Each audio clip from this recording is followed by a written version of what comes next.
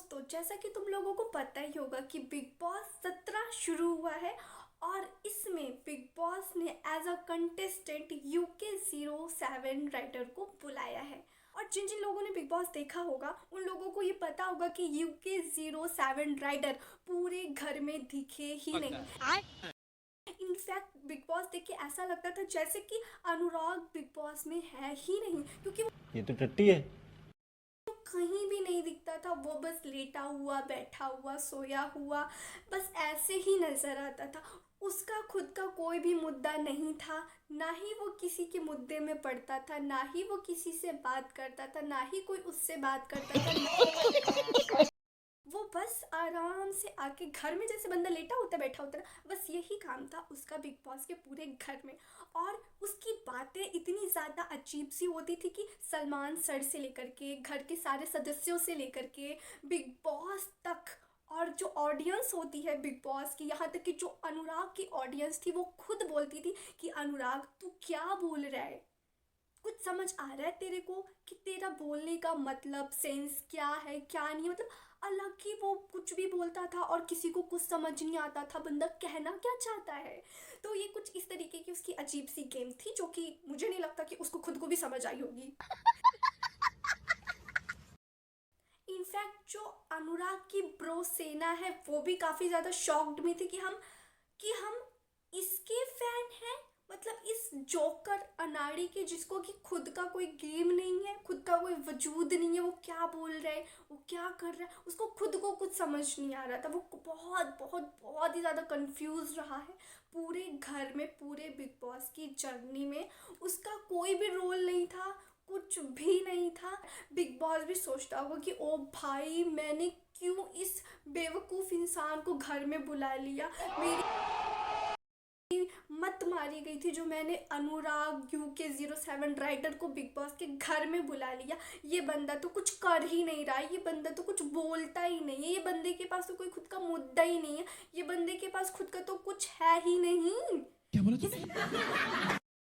और जैसे कि आप लोगों को पता ही होगा कि अभी एक अनुराग की वजह से गाना बहुत ही ज़्यादा तेज़ी से ट्रेंडिंग हो रहा है, बहुत ही ज़्यादा तेज़ी से वायरल हो रहा है। और वो गाना है तेरे पीछे की जिंदगी जो कर हो गई, ऐसे कुछ करके एक गाना है, मुझे लिरिक्स सही से नहीं याद है।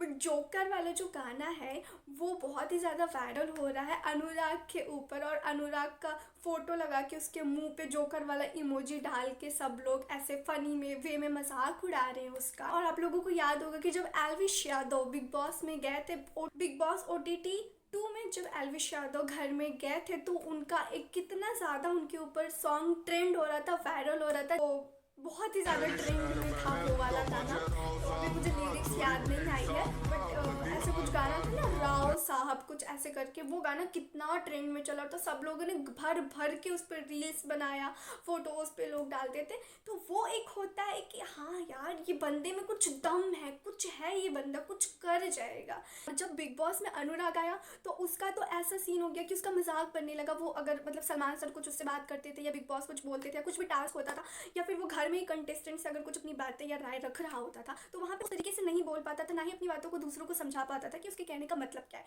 तो फिर वहाँ पे रील्स वो लोग क्लिप्स जोड़ जोड़ के बनाने लगे थे कि ये तो जोकर है, वो जोकर वाला इमोजी डाल के, वो जोकर वाला गाना लगा के। तो बहुत ही ज़्यादा भर भर की बेइज्जती हुई है बिग बॉस के घर में अनुराग की। क्योंकि इसलिए नहीं, अनुराग जो बाहर आके रोना रो रहा है कि मेरे साथ गलत हुआ, मेरे साथ गलत हुआ, मेरे साथ बिग बॉस ने गलत किया। भाई तुम अपनी जर्नी तो देखो, तुमने किया क्या है। ना तुम बिग बॉस में एक भी टास्क ढंग से किए, ना ही तो तुमको बोलने आता था, ना ही तुम किसी बात का सही से जवाब दे पाते थे तगड़ा तगड़ा, है ना, जैसे कि एल्विश या बाकी और भी कंटेस्टेंट है ना। तो कोई तुम्हें टारगेट क्यों करेगा। तुम्हारे में वो चीज़ें थी जिसके वजह से लोग तुम्हें टारगेट किए कि भाई तू है, डम तो है।